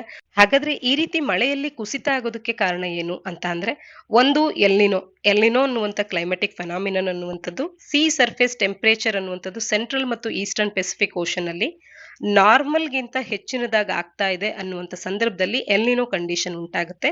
ಈ ಎಲ್ನಿನೋದಿಂದಲೂ ಕೂಡ ಈ ವರ್ಷ ನಮಗೆ ಮಳೆ ಕಡಿಮೆ ಆಗಿರ್ತಕ್ಕಂಥದ್ದು. ಹಾಗೇನೆ ಇಂಡಿಯನ್ ಓಷನ್ ಡೈಪೋಲ್ ಮತ್ತೊಂದು ಕಾರಣ ಆಗುತ್ತೆ. ಇಂಡಿಯನ್ ಓಷನ್ ಡೈಪೋಲ್ ಅಂತ ಅಂದ್ರೆ ವೆಸ್ಟರ್ನ್ ಪೋಲ್ ಏನು ಅರೇಬಿಯನ್ ಸೀ ನಲ್ಲಿದೆ, ವೆಸ್ಟರ್ನ್ ಇಂಡಿಯನ್ ಓಷನ್, ಹಾಗೆ ಈಸ್ಟರ್ನ್ ಪೋಲ್ ಅನ್ನುವಂಥದ್ದು eastern Indian ocean south of ಇಂಡೋನೇಷ್ಯಾದಲ್ಲಿ, ಈ ಎರಡೂ ಭಾಗದಲ್ಲಿ ಕಾಣುವಂತ ಎರಡು ಏರಿಯಾಸ್ಗಳ ಸಿ ಸರ್ಫೇಸ್ ಟೆಂಪರೇಚರ್ ನಲ್ಲಿ ಇರುವಂತ ವ್ಯತ್ಯಾಸವನ್ನ ನಾವು ಇಂಡಿಯನ್ ಓಷನ್ ಡೈಪೋಲ್ ಅಂತ ಹೇಳಿ ಡಿಫೈನ್ ಮಾಡಬಹುದಾಗತ್ತೆ. ಈ ರೀತಿ ಇಂಡಿಯನ್ ಓಷನ್ ಡೈಪೋಲ್ ಅನ್ನುವಂಥದ್ದು ಕೂಡ ಆಸ್ಟ್ರೇಲಿಯಾ ಮತ್ತು ಬೇರೆ ರಾಷ್ಟ್ರಗಳೇನು ಇಂಡಿಯನ್ ಓಷನ್ ಬೇಸಿನ್ ಅನ್ನ ಸರೌಂಡ್ ಮಾಡಿರುತ್ತೆ, ಇಲ್ಲಿನ ಕ್ಲೈಮೇಟ್ ಅನ್ನ ಅಫೆಕ್ಟ್ ಮಾಡುತ್ತೆ. ಇದು ಕೂಡ ಒಂದು ಮಹತ್ವವಾದಂತ ಕಂಟ್ರಿಬ್ಯೂಟರ್ ಆಗುತ್ತೆ. ರೈನ್ಫಾಲ್ ಈ ಒಂದು ಪ್ರದೇಶದಲ್ಲಿ ವೇರಿ ಆಗೋದಕ್ಕೆ ಇದು ಕೂಡ ಕಾರಣ ಆಗುತ್ತೆ. ಇಂಡಿಯನ್ ಮೆಟ್ರೋಲಾಜಿಕಲ್ ಡಿಪಾರ್ಟ್ಮೆಂಟ್ ನವರ ಪ್ರಕಾರ ಈ ವರ್ಷ ಇಂಡಿಯನ್ ಓಷನ್ ಡೈಪೋಲ್ ಅನ್ನುವಂಥದ್ದು ಮಾನ್ಸೂನ್ಗೆ ಫೇವರಬಲ್ ಆಗುತ್ತೆ ಅಂತ ಹೇಳಿ ತಿಳಿಸ್ತಾ ಇದ್ರು. ಆದ್ರೆ ಅದು ಕೂಡ ಯಾವುದೇ ಫೇವರಬಲ್ ಆದಂತ ಇಂಪ್ಯಾಕ್ಟ್ ಅನ್ನ ಉಂಟು ಮಾಡಿಲ್ಲದೆ ಇರತಕ್ಕಂಥದ್ದನ್ನ ಕಾಣಬಹುದಾಗಿದೆ. ಒಟ್ಟಾರೆ ನಾವು ವಾಟರ್ ಮ್ಯಾನೇಜ್ಮೆಂಟ್ ಪ್ರಾಕ್ಟೀಸಸ್ ಗಳನ್ನ ಎಫಿಷಿಯಂಟ್ ಆಗಿ ಮಾಡಬೇಕು. ಅದು ಕೂಡ ಮುಖ್ಯವಾಗಿ ಕೃಷಿ ಕ್ಷೇತ್ರದಲ್ಲಿ ಡ್ರಿಪ್ ಇರಿಗೇಷನ್ ಅಂತ ಫೆಸಿಲಿಟೀಸ್ ಗಳನ್ನ ಅಡಾಪ್ಟ್ ಮಾಡ್ಕೊಳ್ಳುವಂಥದ್ದು, ಮಳೆ ನೀರನ್ನ ಕೊಯ್ಲು ಮಾಡುವಂಥದ್ದು, ಈ ಕಾರ್ಯಗಳನ್ನ ಮಾಡಬೇಕು. ಮತ್ತು ಹೆಚ್ಚು ಮಳೆ ನೀರಿನ ಮೇಲೆ ಆಧಾರಿತವಾಗದಂತ ಅಥವಾ ನೀರನ್ನ ಹೆಚ್ಚು ಅವಲಂಬಿಸದಂತ ಬೆಳೆಗಳನ್ನ ಬೆಳೆಯೋದ್ರ ಕಡೆ ಕ್ರಾಪ್ ಡೈವರ್ಸಿಫಿಕೇಶನ್ ಅನ್ನ ಮಾಡಬೇಕಾಗತ್ತೆ. ಡ್ರಾಟ್ ರೆಸಿಸ್ಟೆಂಟ್ ಕ್ರಾಪ್ಸ್ ಗಳ ಕಲ್ಟಿವೇಶನ್ ಗೆ ಗಮನ ಹರಿಸಬೇಕು. ಮಿಲ್ಲೆಟ್ಸ್ ಗಳನ್ನ ಹೆಚ್ಚು ಬೆಳೆಯೋದ್ರ ಕಡೆ ಗಮನ ಹರಿಸಬೇಕಾಗತ್ತೆ. ಡಿಸಲೈನೇಷನ್ ಆಗಬಹುದು, ವೇಸ್ಟ್ ವಾಟರ್ ಟ್ರೀಟ್ಮೆಂಟ್ ಆಗಬಹುದು, smart water technologies, climate resilient agriculture, ಹೀಗೆ ವಾಟರ್ ಸಪ್ಲೈಯನ್ನ ಎನ್ಹಾನ್ಸ್ ಮಾಡುವಂಥದ್ದು, ಎಫಿಷಿಯನ್ಸಿಯನ್ನ ಎನ್ಹಾನ್ಸ್ ಮಾಡುವಂತ ಬೇರೆ ಬೇರೆ ವಾಟರ್ ಇನೋವೇಷನ್ ಇನಿಷಿಯೇಟಿವ್ಸ್ ಗಳನ್ನ ಹೊರತರಬೇಕಾಗತ್ತೆ. ಹಾಗೇನೆ ವಾಟರ್ ಚಾಲೆಂಜಸ್ ಮತ್ತು ಅನ್ಸರ್ಟನಿಟೀಸ್ ಗಳೊಟ್ಟಿಗೆ ನಾವು ಕೋಪ್ ಅಪ್ ಮಾಡಬೇಕಾಗತ್ತೆ. ಮುಂದಿನ ಆರ್ಟಿಕಲ್ ರಾಷ್ಟ್ರೀಯ ಶಿಕ್ಷಣ ನೀತಿ ವೆಸ್ಟ್ ಬೆಂಗಾಲ್ಗೆ ಸಂಬಂಧಪಟ್ಟಂತದ್ದು. ಸಾಮಾನ್ಯ ಅಧ್ಯಯನ ಪತ್ರಿಕೆ 2ರ ಅಡಿಯಲ್ಲಿ ಎಜುಕೇಶನ್ ಅನ್ನುವಂತ ಪಠ್ಯಕ್ರಮದ ಅಡಿಯಲ್ಲಿ ಓದ್ಕೊಳ್ಬಹುದಾಗತ್ತೆ. ಇತ್ತೀಚೆಗೆ ವೆಸ್ಟ್ ಬೆಂಗಾಲಿನ ಸರ್ಕಾರ ಅನ್ನುವಂಥದ್ದು ಅನೌನ್ಸ್ ಮಾಡಿದೆ ತನ್ನದೇ ಆದಂತ ಸ್ಟೇಟ್ ಎಜುಕೇಶನ್ ಪಾಲಿಸಿಯನ್ನ 2023ರ ಸಾಲಿಗೆ. ಹಾಗಾಗಿ 2020ರ ಸಾಲಿನಲ್ಲಿ ಬಂದಂತ ಹೊಸ ರಾಷ್ಟ್ರೀಯ ಶಿಕ್ಷಣ ನೀತಿ ಏನಿತ್ತು, ಈ ಹೊಸ ಶಿಕ್ಷಣ ನೀತಿಯ ಕೆಲವೊಂದು ಆಸ್ಪೆಕ್ಟ್ಸ್ ಗಳನ್ನ ಡಿಕ್ಲೈನ್ ಮಾಡುವಂತ ಸ್ಟೇಟ್ ಎಜುಕೇಶನ್ ಪಾಲಿಸಿ ಅನ್ನುವಂಥದ್ದು ಹೊರಬಿದ್ದಿದೆ ವೆಸ್ಟ್ ಬೆಂಗಾಲ್ ಸರ್ಕಾರದ ಕಡೆಯಿಂದ. ಈಗಾಗಲೇ ಸಾಕಷ್ಟು ರಾಜ್ಯ ಸರ್ಕಾರಗಳು, ಉದಾಹರಣೆಗೆ ಕೇರಳ, ಹಾಗೆ ನಮ್ಮದೇ ರಾಜ್ಯವಾದಂತ ಕರ್ನಾಟಕವೂ ಕೂಡ ಒಳಗೊಂಡಂತೆ ತಮಿಳುನಾಡು ಆಗಬಹುದು, ಈ ರೀತಿಯ ಸದರ್ನ್ ಸ್ಟೇಟ್ಸ್ಗಳು ಕೇರಳ, ಕರ್ನಾಟಕ, ತಮಿಳುನಾಡು NEP 2020ಯನ್ನ ಎಂಟೈರ್ ಆಗಿ ಅಡಾಪ್ಟ್ ಮಾಡ್ಕೊಳ್ಳೋದನ್ನ ಡಿಕ್ಲೈನ್ ಮಾಡಿವೆ. ಅಂದ್ರೆ ಎಂಟೈರ್ ಆಗಿ ಅದನ್ನ ಹೋಲ್ಸಮ್ ಆಗಿ ಅಡಾಪ್ಟ್ ಮಾಡ್ಕೊಂಡಿಲ್ಲ, ಬದಲಾಗಿ ನಮ್ಮದೇ ಆದಂತ ವರ್ಷನ್ ಅನ್ನ ತಂದಿದ್ದೇವೆ. ಈ ರೀತಿ ಇದರಲ್ಲಿ ಕರ್ನಾಟಕ ಕೂಡ ಒಂದು ಅನ್ನುವಂಥದ್ದು ಗೊತ್ತಿರಲಿ. ಇದರ ಸಾಲಿಗೆ ಈಗ ವೆಸ್ಟ್ ಬೆಂಗಾಲ್ ಕೂಡ ಸೇರ್ತಾ ಇರ್ತಕ್ಕಂಥದ್ದು. ಹಾಗಾದ್ರೆ ವೆಸ್ಟ್ ಬೆಂಗಾಲಿನ ಎಜುಕೇಶನ್ ಪಾಲಿಸಿಯ ಹೈಲೈಟ್ಸ್ ಗಳನ್ನ ನೋಡೋದಾದ್ರೆ 5+4+2+2 ಅನ್ನುವಂಥ ಪ್ಯಾಟರ್ನ್ ಅನ್ನುವಂಥದ್ದು ಎಕ್ಸಿಸ್ಟಿಂಗ್ ಆಗಿ ಏನು ವೆಸ್ಟ್ ಬೆಂಗಾಲ್ ನಲ್ಲಿತ್ತೋ ಇದನ್ನೇ ಕಂಟಿನ್ಯೂ ಮಾಡಲಾಗ್ತಾ ಇದೆ. ಆದ್ರೆ ಹೊಸ ರಾಷ್ಟ್ರೀಯ ಶಿಕ್ಷಣ ನೀತಿ 5+3+3+4 ಅನ್ನುವಂಥದ್ದನ್ನ ಇದು ತಿಳಿಸಿತ್ತು. ಒಟ್ಟಾರೆ ನಾವು ಪಡ್ಕೊಳ್ಳುವಂತ ಈ 15 ವರ್ಷದ ಎಜುಕೇಶನ್ ಏನಿರುತ್ತೆ ಇದರ ಬಗ್ಗೆ ಫೋಕಸ್ ಮಾಡುತ್ತೆ NEP ಅನ್ನುವಂಥದ್ದು. ಆದ್ರೆ ಈಗ ಅಲ್ಲಿ ರಾಜ್ಯದ ವ್ಯವಸ್ಥೆ ಅಡಿಯಲ್ಲಿ ಇದ್ದಂತ 5+4+2+2 ಅನ್ನುವಂಥ ಪ್ಯಾಟರ್ನ್ ಅನ್ನೇ ಅವರು ಕಂಟಿನ್ಯೂ ಮಾಡಿ. ಹಾಗೇನೆ ವೆಸ್ಟ್ ಬೆಂಗಾಲಿನ ಎಜುಕೇಶನ್ ಪಾಲಿಸಿ ಅನ್ನುವಂಥದ್ದು 3 ಲ್ಯಾಂಗ್ವೇಜ್ ಫಾರ್ಮುಲಾವನ್ನ ಇಂಟ್ರೊಡ್ಯೂಸ್ ಮಾಡೋದು ಶಾಲೆ ಅಂದ್ರೆ ಶಾಲೆಯ 5ನೇ ತರಗತಿಯಿಂದ 8ನೇ ತರಗತಿಯ ವಿದ್ಯಾರ್ಥಿಗಳಿಗೆ ಇದನ್ನ ಇಂಟ್ರೊಡ್ಯೂಸ್ ಮಾಡೋದ್ರ ಬಗ್ಗೆ ಮಾತನಾಡುತ್ತೆ. ಫಸ್ಟ್ ಲ್ಯಾಂಗ್ವೇಜ್ ಅನ್ನ ಮದರ್ ಟಂಗ್ ಅಂತಾನೆ ರೆಫರ್ ಮಾಡ್ತಾರೆ. ಇದು ಮೀಡಿಯಂ ಆಫ್ ಇನ್ಸ್ಟ್ರಕ್ಷನ್ ಆಗಿರುತ್ತೆ, ಅವರ ಮದರ್ ಟಂಗ್ ಅನ್ನುವಂಥದ್ದು. ಉದಾಹರಣೆಗೆ ನೇಪಾಳಿ ಮೀಡಿಯಂ ಶಾಲೆಗಳಲ್ಲಿ ನೇಪಾಳಿ ಅನ್ನುವಂಥದ್ದು ಮೀಡಿಯಂ ಆಫ್ ಇನ್ಸ್ಟ್ರಕ್ಷನ್ ಆದ್ರೆ, ಸಂತಾಲಿ ಮೀಡಿಯಂ ಶಾಲೆಗಳಲ್ಲಿ ಸಂತಾಲಿ ಅನ್ನುವಂಥದ್ದು ಮೀಡಿಯಂ ಆಫ್ ಇನ್ಸ್ಟ್ರಕ್ಷನ್ ಆಗುತ್ತೆ. ಸಿಮಿಲರ್ಲಿ ಅಲ್ಲಿ ಯಾವ ಒಂದು ಮೀಡಿಯಂನ ಶಾಲೆ ಇರುತ್ತೋ ಮಾತೃಭಾಷೆ ಅಲ್ಲಿ ಮೊದಲನೇದಾಗಿ ಅದೇ ಪ್ರೈಮರಿ ಲ್ಯಾಂಗ್ವೇಜ್ ಆಗಿರುತ್ತೆ. ಇನ್ನು ಸೆಕೆಂಡ್ ಲ್ಯಾಂಗ್ವೇಜ್ ಇಂಗ್ಲಿಷ್ ಆಗಿರುತ್ತೆ ಅಥವಾ ಇನ್ಯಾವುದೇ ಭಾಷೆ other than the first language. ಸ್ಟೂಡೆಂಟಿನ ಚಾಯ್ಸ್ನ ಆಧಾರದ ಮೇಲೆ 2ನೇ ಭಾಷೆಯನ್ನ ಅವರು ದ್ವಿತೀಯ ಭಾಷೆಯನ್ನ ಆಯ್ಕೆ ಮಾಡಬಹುದು. 3ನೇ ಭಾಷೆಯನ್ನ ಕೂಡ ವಿದ್ಯಾರ್ಥಿಯೇ ಚೂಸ್ ಮಾಡಬಹುದು, ಫಸ್ಟ್ ಅಂಡ್ ಸೆಕೆಂಡ್ ಲ್ಯಾಂಗ್ವೇಜ್ ಆಗದಿರುವಂತ ಮತ್ತೊಂದು ಭಾಷೆಯನ್ನ. ಹಾಗೇನೆ ಬಾಂಗ್ಲಾವನ್ನ ಕೂಡ ಒಂದು ಸಬ್ಜೆಕ್ಟ್ ಅನ್ನಾಗಿ ಇಂಟ್ರೊಡ್ಯೂಸ್ ಮಾಡ್ತಾ ಇರ್ತಕ್ಕಂಥದ್ದನ್ನ ಕಾಣ್ಬೋದು. ಯಾವ ವಿದ್ಯಾರ್ಥಿಗಳು ಬಾಂಗ್ಲಾ ಮೀಡಿಯಂ ನಲ್ಲಿ ಓದ್ತಾ ಇರಲ್ವೋ, ಬಾಂಗ್ಲಾವನ್ನ ಮೀಡಿಯಂ ಆಫ್ ಇನ್ಸ್ಟ್ರಕ್ಷನ್ ಆಗಿ ಓದದೇ ಇರ್ತಕ್ಕಂಥ ವಿದ್ಯಾರ್ಥಿಗಳಿಗೆ 1ನೇ ತರಗತಿಯಿಂದ 12ನೇ ತರಗತಿಯವರೆಗೂ ಕೂಡ ಬಾಂಗ್ಲಾವನ್ನ ಒಂದು ಭಾಷೆಯನ್ನಾಗಿ ಒಂದು ವಿಷಯವನ್ನಾಗಿ ಇಂಟ್ರೊಡ್ಯೂಸ್ ಮಾಡೋದನ್ನ ಕೂಡ ಇದು ತಿಳಿಸುತ್ತೆ. ಹವೆವರ್ ಫಸ್ಟ್ ಲ್ಯಾಂಗ್ವೇಜ್ ಆಗಿ ಇದನ್ನ ಇಲ್ಲೇನು ರೆಕಮೆಂಡ್ ಮಾಡಿಲ್ಲ ಅನ್ನೋದನ್ನ ಗಮನಿಸಬಹುದು. ಸೆಮಿಸ್ಟರ್ ಸಿಸ್ಟಮ್ ಅನ್ನ ಹೈಯರ್ ಸೆಕೆಂಡರಿ ಲೆವೆಲ್ ನಲ್ಲಿ ತರ್ತಾ ಇರ್ತಕ್ಕಂಥದ್ದು ಕೂಡ ಅಂದ್ರೆ 11 ಮತ್ತು 12ನೇ ತರಗತಿಗಳಲ್ಲಿ ಸೆಮಿಸ್ಟರ್ ಸಿಸ್ಟಮ್ ಅನ್ನ ತಗೊಂಡು ಬರ್ತಾ ಇರ್ತಕ್ಕಂಥದ್ದನ್ನ ಕಾಣಬಹುದು. ಹಾಗಾದ್ರೆ ಯಾಕೆ ವೆಸ್ಟ್ ಬೆಂಗಾಲ್ ರಾಜ್ಯವು ತನ್ನದೇ ಆದಂತ ಒಂದು ಓನ್ ಎಜುಕೇಶನ್ ಪಾಲಿಸಿಯನ್ನ ತಂದಿದೆ ಇನ್ಸ್ಟೆಡ್ ಆಫ್ ಹೊಸ ರಾಷ್ಟ್ರೀಯ ಶಿಕ್ಷಣ ನೀತಿ ಅಂತ ನೋಡೋದಾದ್ರೆ?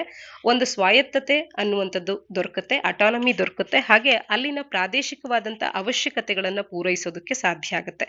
ನಮಗೆ ಗೊತ್ತಿದೆ ಶಿಕ್ಷಣ ಅನ್ನುವಂಥದ್ದು ನಮ್ಮ ಸಂವಿಧಾನದಲ್ಲಿ ಕನ್ಕರೆಂಟ್ ಲಿಸ್ಟ್ ನ ಅಡಿಯಲ್ಲಿ ಬರುತ್ತೆ. ಕನ್ಕರೆಂಟ್ ಸಬ್ಜೆಕ್ಟ್ ಆಗಿದೆ ಶಿಕ್ಷಣ ಅನ್ನುವಂಥದ್ದು.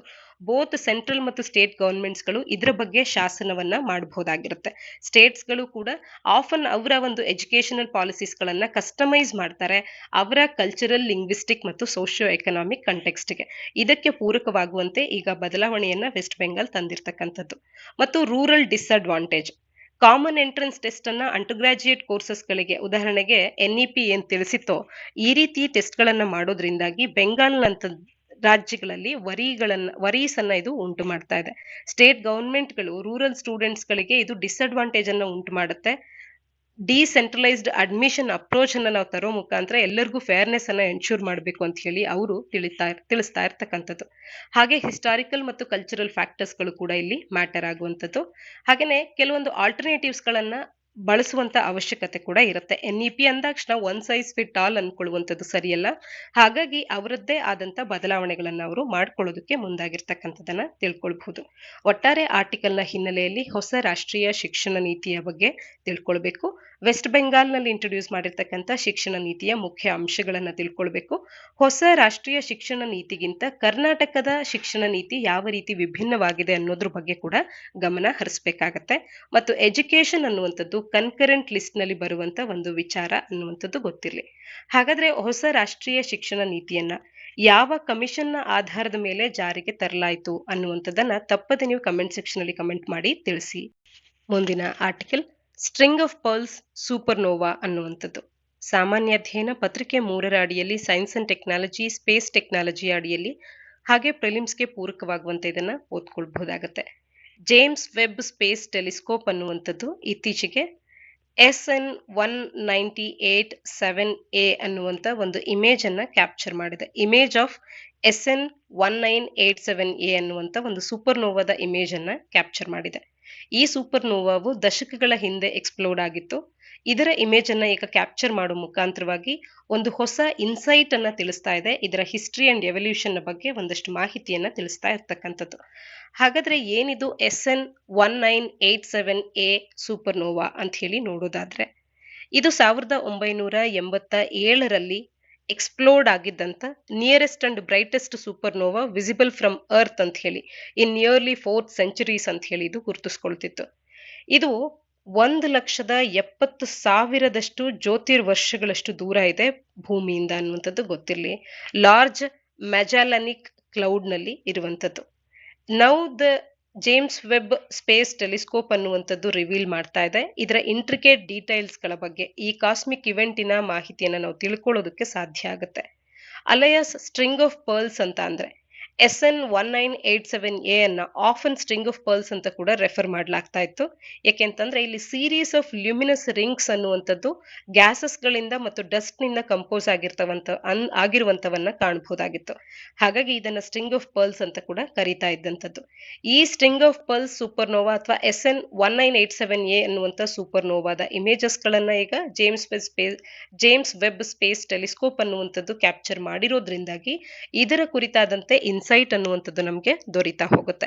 ಈ SN1987A ಅಥವಾ ಸ್ಟ್ರಿಂಗ್ ಆಫ್ ಪರ್ಲ್ಸ್ ಅನ್ನುವಂಥದ್ದು ಯಾವಾಗ ಬ್ಲೂ ಸೂಪರ್ ಜೈಂಟ್ ಆಗಿತ್ತೋ ಈ ಒಂದು ಸ್ಟಾರ್ ಅನ್ನುವಂಥದ್ದು ಆ ಸಂದರ್ಭದಲ್ಲಿ ಎಕ್ಸ್ಪ್ಲೋರ್ಡ್ ಆಗಿದೆ ಅಂತ ಹೇಳಿ ಇದು ನಮಗೆ ತಿಳಿಸ್ತಾ ಇದೆ. ಸಾಮಾನ್ಯವಾಗಿ ನಾವು ಅನ್ಕೊಂಡಿರ್ತಾ ಇದ್ವಿ ನಕ್ಷತ್ರಗಳು ರೆಡ್ ಸೂಪರ್ ಜಾಯಿಂಟ್ ಆಗಿದ್ದಾಗ ಮಾತ್ರವೇ ಅವು ಎಕ್ಸ್ಪ್ಲೋರ್ಡ್ ಆಗ್ತವೆ ಅಂತ ಹೇಳಿ ಒಂದು ಥಿಯರಿ ನಮಗೆ ತಿಳಿಸ್ತಾ ಇತ್ತು ಇದುವರೆಗೂ. ಆದ್ರೆ ಇದು ಅದನ್ನ ಡಿಸ್ಪ್ರೂವ್ ಮಾಡುತ್ತೆ. ಬ್ಲೂ ಸೂಪರ್ ಜಾಯಿಂಟ್ ಇರುವಂತ ಸ್ಥಿತಿಯಲ್ಲಿ ಈ ಸ್ಟಾರ್ ಎಕ್ಸ್ಪ್ಲೋರ್ಡ್ ಆಗಿರ್ತಕ್ಕಂಥದ್ದು. ಮಾಲಿಕ್ಯುಲರ್ ಹೈಡ್ರೋಜನ್ ಅನ್ನುವಂಥದ್ದು ಈ ರಿಂಗ್ ನಲ್ಲಿ ಎಮಿಷನ್ ಆಗಿರುವಂತದ್ದು ಕೂಡ it was not necessarily expected ಅನ್ನುವಂಥದ್ದನ್ನ ಕೂಡ ಇದು ತಿಳಿಸುತ್ತೆ. ಇದನ್ನ ಕೇವಲ ನಾವು ಈ ಜೇಮ್ಸ್ ವೆಬ್ ಸ್ಪೇಸ್ ಟೆಲಿಸ್ಕೋಪ್ ನ ಇಮೇಜಸ್ ಗಳಿಂದಲೇ ರಿವೀಲ್ ಮಾಡೋದಕ್ಕೆ ಸಾಧ್ಯ ಆಗಿರುವಂತದ್ದು ಅನ್ನೋದನ್ನ ಕೂಡ ನಾವಿಲ್ಲಿ ತಿಳ್ಕೊಳ್ಬಹುದಾಗಿದೆ. ಒಟ್ಟಾರೆ ಜೇಮ್ಸ್ ವೆಬ್ ಸ್ಪೇಸ್ ಟೆಲಿಸ್ಕೋಪ್ ನ ಬಗ್ಗೆ ಆರ್ಟಿಕಲ್ ನ ಹಿನ್ನೆಲೆಯಲ್ಲಿ ಮಾಹಿತಿಯನ್ನ ತಿಳ್ಕೊಳ್ಳೋದಾದ್ರೆ ಇದನ್ನ ಹಬ್ಬಲ್ ಟೆಲಿಸ್ಕೋಪಿನ ಸಕ್ಸೆಸರ್ ಅಂತ ಕೂಡ ಕರಿಬಹುದು. ಮೋಸ್ಟ್ ಪವರ್ಫುಲ್ ಆದಂತ ಇನ್ಫ್ರಾರೆಡ್ ಟೆಲಿಸ್ಕೋಪ್ ಆಗಿದೆ ನಾಸಾದ ಕಡೆಯಿಂದ ಇರ್ತಕ್ಕಂಥದ್ದು. ಇದೊಂದು ಇಂಟರ್ನ್ಯಾಷನಲ್ ಕೊಲಾಬರೇಷನ್ ಆಗಿದೆ. ನಾಸಾ, ಯುರೋಪಿಯನ್ ಮತ್ತು ಕೆನಡಿಯನ್ ಸ್ಪೇಸ್ ಏಜೆನ್ಸೀಸ್ ಎಲ್ಲವೂ ಸೇರಿ ಮಾಡಿರ್ತಕ್ಕಂಥದ್ದು. ನಾಸಾ ಸೆಟ್ ಆಫ್ ಇಮೇಜಸ್ ಗಳನ್ನ ಏನು ಜೇಮ್ಸ್ ವೆಬ್ ಸ್ಪೇಸ್ ಟೆಲಿಸ್ಕೋಪ್ ತಗೊಂಡಿದೆ ಅವುಗಳನ್ನ 2022ರಲ್ಲಿ ರಿಲೀಸ್ ಮಾಡಿರ್ತಕ್ಕಂಥದ್ದು. ಇವು deepest and finest infrared image ಆಗಿದ್ವು. Some of the most distant ಮತ್ತು ಓಲ್ಡೆಸ್ಟ್ ಗ್ಯಾಲಾಕ್ಸೀಸ್ ಗಳು ಏನು ಎವರ್ ಡಿಸ್ಕವರ್ ಆಗಿವೆ ಅವುಗಳ ಡೀಪೆಸ್ಟ್ ಅಂಡ್ ಫೈನೆಸ್ಟ್ ಇಮೇಜಸ್ ಗಳನ್ನ JWST ಅನ್ನುವಂಥದ್ದು ಕ್ಯಾಪ್ಚರ್ ಮಾಡಿದ್ದು. ಅದನ್ನ 2022ರಲ್ಲಿ ರಿಲೀಸ್ ಕೂಡ ಮಾಡಿತ್ತು ನಾಸಾ, ESA ಮತ್ತು ಕೆನಡಿಯನ್ ಸ್ಪೇಸ್ ಏಜೆನ್ಸಿ ಇವೆಲ್ಲವೂ ಕೂಡ ಕೈ ಜೋಡಿಸಿ ಈ ಜೇಮ್ಸ್ ವೆಬ್ ಸ್ಪೇಸ್ ಟೆಲಿಸ್ಕೋಪ್ ಅನ್ನ ಹೊರತಂದಿರ್ತಕ್ಕಂಥದ್ದು. ಮುಂದಿನ article Nataraja artistry of lord ಶಿವಾದ ಕುರಿತಂತೆ ಚರ್ಚೆ ಮಾಡುತ್ತೆ. ಸಾಮಾನ್ಯ ಅಧ್ಯಯನ ಪತ್ರಿಕೆ 1ರ ಅಡಿಯಲ್ಲಿ ಓದ್ಕೊಳ್ಬಹುದು. ಪ್ರಿಲಿಮ್ಸ್ ಮತ್ತು KPSC ಪರೀಕ್ಷೆಗಳಿಗೆ ಕೂಡ ಇದು ಪೂರಕ ಆಗುತ್ತೆ. G20 ಲೀಡರ್ಸ್ ಸಮ್ಮಿಟ್ ಅನ್ನುವಂಥದ್ದು ಭಾರತ್ ಮಂಟಪಂ ಅಂತ ಹೇಳಿ ನವದೆಹಲಿಯಲ್ಲಿ ಪ್ರಗತಿ ಮೈದಾನದಲ್ಲಿ ಇದು ಜರುಗಿರ್ತಕ್ಕಂಥದ್ದು. ಇದಕ್ಕಾಗಿ 27 ಫೂಟ್ ಎತ್ತರ ಇರ್ತಕ್ಕಂಥ ನಟರಾಜ ಸ್ಕಲ್ಪ್ಚರ್ ಅನ್ನ ಇಲ್ಲಿಗಾಗಿ ನಿರ್ಮಾಣ ಮಾಡಿದ್ದಂಥದ್ದು. ಇದೊಂದು ಸ್ಟನ್ನಿಂಗ್ ಫೀಚರ್ ಆಗಿದೆ. ಈ ಚಿತ್ರದಲ್ಲಿ ನಾವಿದನ್ನ ಕಾಣಬಹುದಾಗುತ್ತೆ. World's tallest representation of lord Shiva in his dancing form ಅನ್ನುವಂತ ಒಂದು ಹೆಗ್ಗಳಿಕೆಗೆ ಕೂಡ ಇದು ಪಾತ್ರ ಆಗಿರ್ತಕ್ಕಂಥದ್ದು. ಹಾಗಾದ್ರೆ ನಟರಾಜ ಸ್ಟ್ಯಾಚ್ಯೂ ಇನ್ ಭಾರತ್ ಮಂಟಪಂನಲ್ಲಿ ಇರ್ತಕ್ಕಂಥ ಕೀ ಹೈಲೈಟ್ಸ್ ಗಳನ್ನ ನೋಡೋದಾದ್ರೆ 8 ಮೆಟಲ್ಸ್ ಗಳಿಂದ ಇದನ್ನ ಮಾಡಲಾಗಿದ್ದು ಅಷ್ಟಧಾತು ಅಂತ ಹೇಳಿ ಕರೀತಾರೆ. ತಮಿಳುನಾಡಿನ ಆರ್ಟಿಸನ್ಸ್ ಗಳು ಇದನ್ನ ಮಾಡಿದ್ದು 18 ಟನ್ಸ್ ಗಳಷ್ಟು ಇದು ತೂಕ ಇರ್ತಕ್ಕಂಥದ್ದು. ಈ ಸ್ಟ್ಯಾಚ್ಯೂ ಅನ್ನ ಯಾರು ಮಾಡಿದ್ದಾರೆ ಅಂತ ಹೇಳಿ ನೇರವಾದ ಪ್ರಶ್ನೆ ಆಗಬಹುದು KPSCಯ ಯಾವುದೇ ಪರೀಕ್ಷೆಗಳಲ್ಲಿ. ಇದಕ್ಕೆ ಸರಿ ಉತ್ತರ ಗೊತ್ತಿರಬೇಕು. ತಮಿಳುನಾಡಿನ ರಾಧಾಕೃಷ್ಣನ್ ಸ್ಥಪತಿ ಅವರು ಇದನ್ನ ಮಾಡಿರ್ತಕ್ಕಂಥದ್ದು. ರಾಧಾಕೃಷ್ಣನ್ ಸ್ಥಪತಿ ಆಫ್ ಸ್ವಾಮಿಮಲೈ ಇನ್ ತಮಿಳುನಾಡು ಇವರ ಕಡೆಯಿಂದ ಈ ಒಂದು ಸ್ಟ್ಯಾಚ್ಯೂ ಬಂದಿರತಕ್ಕಂಥದ್ದು. The design of this Nataraja statue ಅನ್ನುವಂಥದ್ದು 3 revered Nataraja idols ಗಳೇನಿವೆ Thillai Nataraja temple ನಲ್ಲಿ ಚಿದಂಬರಂನಲ್ಲಿ ಇರ್ತಕ್ಕಂಥ ನಟರಾಜ ಆಗ್ಬಹುದು, ದಿ ಉಮಾ ಮಹೇಶ್ವರ ಟೆಂಪಲ್ ಅಂತ ಹೇಳಿ ಕೊನೇರಿ ರಾಜಪುರಂನಲ್ಲಿ ಇರ್ತಕ್ಕಂಥ ಟೆಂಪಲಿನ ನಟರಾಜ ಆಗ್ಬಹುದು, ಬೃಹದೇಶ್ವರ ಟೆಂಪಲ್ ನಲ್ಲಿ ಇರ್ತಕ್ಕಂಥ ನಟರಾಜ ಆಗ್ಬಹುದು. ಇದು ಯುನೆಸ್ಕೋ ವರ್ಲ್ಡ್ ಹೆರಿಟೇಜ್ ಸೈಟ್ ಕೂಡ ಹೌದು. ಈ 3 ನಟರಾಜ ಐಡಲ್ಸ್ ಗಳಿಂದ ಇನ್ಸ್ಪಿರೇಷನ್ ಅನ್ನ ಪಡ್ಕೊಂಡು ಈ ಒಂದು ನಟರಾಜದ ಡಿಸೈನ್ ಅನ್ನುವಂಥದ್ದು ಬಂದಿರತಕ್ಕಂಥದ್ದು. ಇದೆಲ್ಲವೂ ಕೂಡ ಭಾರತದ ಹಿಸ್ಟರಿ ಮತ್ತು ರಿಲಿಜಿಯಸ್ ಸಿಂಪಲಿಸಮ್ ಆಫ್ ಲಾರ್ಡ್ ಶಿವನ ಡ್ಯಾನ್ಸಿಂಗ್ ಫಾರ್ಮ್ ಏನಿದೆ ಇದಕ್ಕೆ ಡೀಪ್ ಇನ್ಸೈಟ್ ಅನ್ನ ಒದಗಿಸಿಕೊಡುತ್ತೆ. ಲಾಸ್ಟ್ ವ್ಯಾಕ್ಸ್ ಮೆಥಡ್ ಅನ್ನ ಬಳಸಿ ಈ ಸ್ಕಲ್ಪ್ಚರ್ ಅನ್ನ ನಿರ್ಮಾಣ ಮಾಡಿದ್ದು ಭಾರತ್ ಮಂಟಪಂನಲ್ಲಿ ಇದನ್ನ ಇಲ್ಲಿ ಇಡಲಾಗಿರ್ತಕ್ಕಂಥದನ್ನ ಕಾಣಬಹುದು. ಇದಿಷ್ಟು ನಟರಾಜ ಮೂರ್ತಿ ಮತ್ತು ಇದು ಟಾಲೆಸ್ಟ್ ಆಗಿರ್ತಕ್ಕಂಥ ಮೂರ್ತಿ. ಎಷ್ಟು ಎತ್ತರ ಇದೆ, ಇದನ್ನ ಮಾಡಿದಂಥವ್ರು ಯಾರು, ಎಲ್ಲಿಂದ ತಗೊಂಡು ಬಂದ್ರು ತಮಿಳುನಾಡು, ಇದಿಷ್ಟು ಕೂಡ ನಮಗೆ ಗೊತ್ತಿರಲಿ ಪ್ರಿಲಿಮ್ಸ್ ನ ಹಿನ್ನೆಲೆಯಲ್ಲಿ. G20 ಸಮ್ಮಿಟ್ ನ ಬಗ್ಗೆ ಇಂದಿನ ಆರ್ಟಿಕಲ್ ನಲ್ಲಿ ವಿಸ್ತೃತವಾಗಿ ಚರ್ಚೆ ಮಾಡಿದ್ವಿ. G20ಯ ಸದಸ್ಯ ರಾಷ್ಟ್ರಗಳು ಈ ಕೆಳಗಿನಲ್ಲಿ ಯಾವುಗಳಿವೆ ಅಂತ ಹೇಳಿ. ಯಾವ 4 ರಾಷ್ಟ್ರಗಳ ಈ ಕೆಳಗಿನ ಗುಂಪು G20ಯ ಸದಸ್ಯ ರಾಷ್ಟ್ರಗಳನ್ನ ಹೊಂದಿದೆ ಅನ್ನುವಂಥದ್ದನ್ನ ಕೇಳ್ತಾ ಇದ್ದಾರೆ. 2020ರ UPSC ಪ್ರಿಲಿಮ್ಸ್ ನಲ್ಲಿ ಕೇಳಿರ್ತಕ್ಕಂಥ ಒಂದು ಪ್ರಶ್ನೆಯನ್ನ ನಿಮಗೆ ಈ ಒಂದು ವಿಡಿಯೋದ ಹಿನ್ನೆಲೆಯಲ್ಲಿ ನೀಡಲಾಗ್ತಾ ಇದ್ದು, ಸರಿಯಾದ ಉತ್ತರವನ್ನ ತಪ್ಪದೆ ಕಮೆಂಟ್ ಸೆಕ್ಷನ್ ಅಲ್ಲಿ ಕಮೆಂಟ್ ಮಾಡಿ ತಿಳಿಸಿ. ಸರಿ ಉತ್ತರಗಳನ್ನ ನೀಡುವಂತವರ ಹೆಸರುಗಳನ್ನ ಮುಂದಿನ ನಮ್ಮ ವಿಡಿಯೋಸ್ಗಳಲ್ಲಿ ಅನೌನ್ಸ್ ಮಾಡ್ತೇವೆ. ಧನ್ಯವಾದ.